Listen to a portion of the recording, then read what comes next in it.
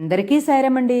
ఈరోజు కార్తీక పురాణం 9వ రోజు పారాయణ చేద్దామండి. యమదూత సంభాషణము, విష్ణుదూతోక్తి, అజాములుని విముక్తి. విష్ణుదూతలు అడిగిరి, ఓ యమదూతలారా, మీ ప్రభువు మీతో చెప్పిన మాటలేమిటి? మీ యమదండనకు ఎవ్వరు తగినవాడు? పుణ్యమనగా ఏమి, పాతకమనగా ఏమి? ఈ విషయములన్నింటినీ మాకు చెప్పుడు.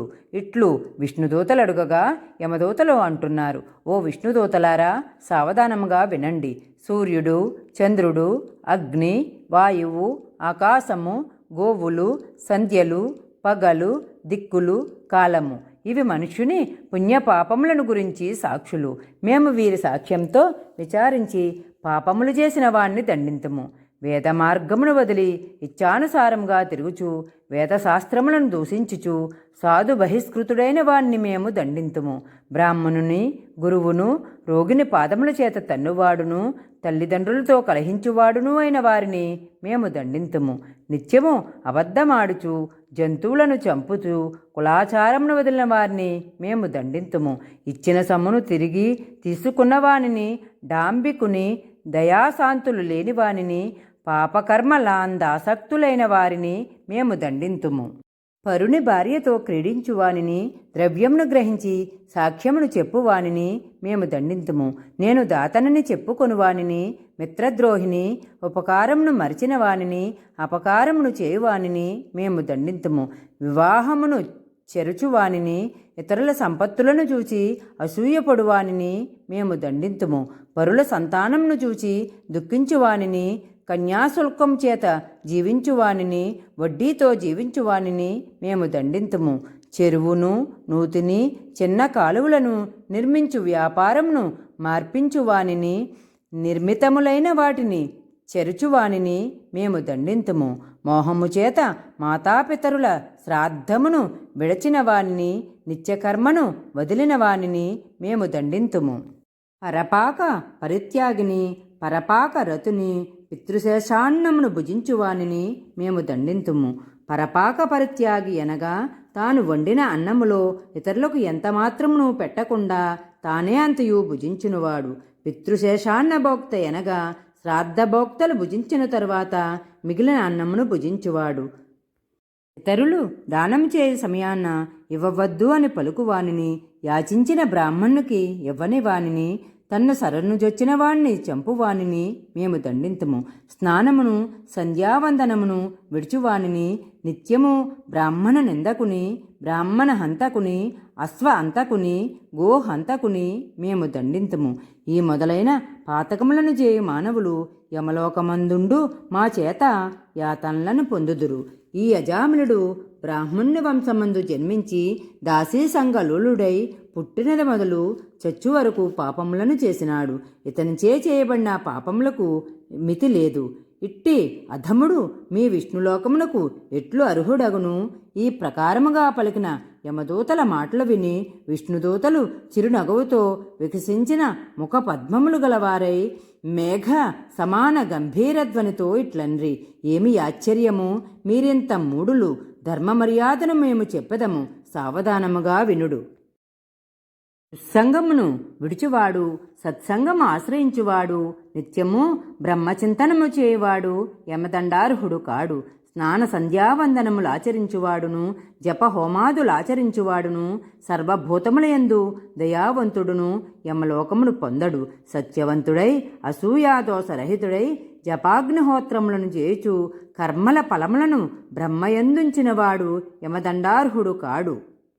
శత్రుభోక్తృత్వాదులను సగుణ పరమేశ్వరుని యందు స్థాపించి ఈశ్వరార్పణ బుద్ధితో కర్మలను ఆచరించుటచే తాత్పర్యముగా కలవాడు యమమందిరానికి వెళ్ళడు. అన్నదానం ఆచరించువాడును, జలదాతయు, గోదానకర్తయు, వృషోత్కర్గకర్తయు యమలోకమును పొందడు. వృషోత్కర్గము అంటే ఆబోతును అచ్చుపోసి వదులుట. విద్యను గోరిన వారికి విద్యాదానం ఆచరించువాడును, పరోపకారమంద ఆసక్తి గలవాడును యమలోకమును పొందరు. హరిని పూజించువాడును, హరినామము జపించువాడును, వివాహములను ఉపనయనములను చేయువాడును యమలోకమును పొందరు. మార్గమధ్యమందు మండపములు కట్టించువాడును, క్రీడాస్థానములను కట్టించువాడును, దిక్కులేని శవములకు మంత్ర సంస్కారమును చేయించువాడును యమలోకమును పొందరు. నిత్యము సాలగ్రామార్చనమాచరించి ఆ తీర్థమును పానము చేసి దానికి వందనమాచరించువాడు యమలోకమును పొందడు. తులసీకాష్టమాలికను మెడయందు ధరించి హరిని పూజించువాడును, సాలగ్రామమును పూజించువాడును యమలోకమును పొందడు. భాగవతమును వ్రాసి గృహమందు పూజించుచున్నను, గృహమందుంచుకొన్నను యమలోకమును పొందడు. సూర్యుడు మేషతుల మకర సంక్రాంతులయందుండగా ప్రాతస్నానమాచరించువారు యమలోకమును పొందరు. ద్రాక్షమాలికను ధరించి జపదాన హోమాదులను ఆచరించువాడు యమలోకమును పొందడు.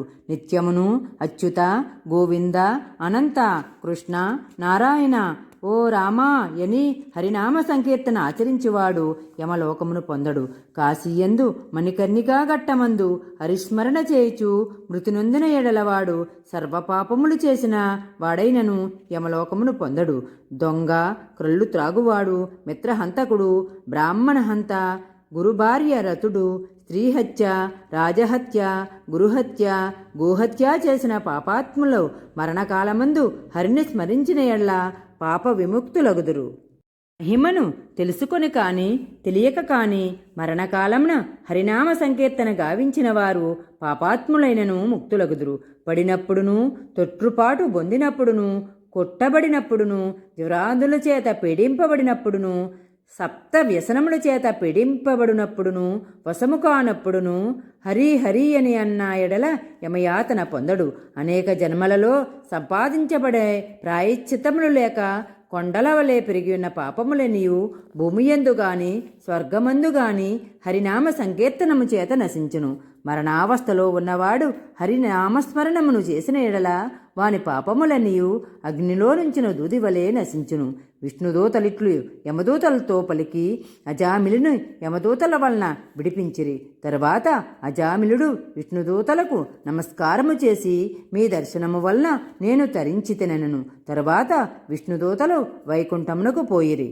తరువాత అజామిలుడు యమదూత విష్ణుదూతల సంవాదమును విని ఆశ్చర్యపడి, అయ్యో ఎంత కష్టమాయను, ఆత్మహితము చేసుకొనలేకపోతిని గదా, చీచి నా బ్రతుకు సజ్జన నిందితమాయను కదా, పతివ్రతయైన భార్యను వదిలివేసి కళ్ళు త్రాగడి ఈ దాసీ భార్యను స్వీకరించి తిని కదా, వృద్ధులు నాకంటే వేరే దిక్కులేని వారును పుణ్యాత్ములైన మాతా పితరులను నీచుడానై విడిచితిని కదా, అయ్యో ఎంత కష్టము, ధర్మమును చెరుచువారు కాముకులు నిరంతరం అనుభవించడి నరకమందిప్పుడు నేను నిశ్చయముగా పడేడివాడును. ఇది ఏమి ఆశ్చర్యము, ఇది స్వప్నమా? ఆ నల్ల కత్తులను ధరించిన యమభటులు ఎట్లు పోయిరి? నేను పూర్వజన్మయందు పుణ్యమాచరించిన వాడాను, ఇది నిజము. అట్లు కానిచో దాసీపతినైన నాకు మరణకాలమందు హరిస్మృతి ఎట్లు కలుగును? నా జిహ్వ హరినామమును ఎట్లు గ్రహించును? పాపాత్ముడనైన నేనెక్కడ? అంత్యకాలమంది స్మృతి ఎక్కడ? సిగ్గు విడిచి బ్రాహ్మణులను జంపు నేనెక్కడ? మంగళకరమైన నారాయణ నామమెక్కడ? అజామిలుడిట్లు విచారించి నిశ్చలమైన భక్తిని పొంది జితేంద్రుడై కొంతకాలముండి సాయుధ్యముక్తిని పొందెను. కాబట్టి నారాయణ నామ కీర్తన గావించువారు సమస్త పాప విముక్తులై వైకుంఠమును పొందుదురు. ఇందుకు సందేహము లేదు. 9వ అధ్యాయము సమాప్తము. జై సాయిరాం.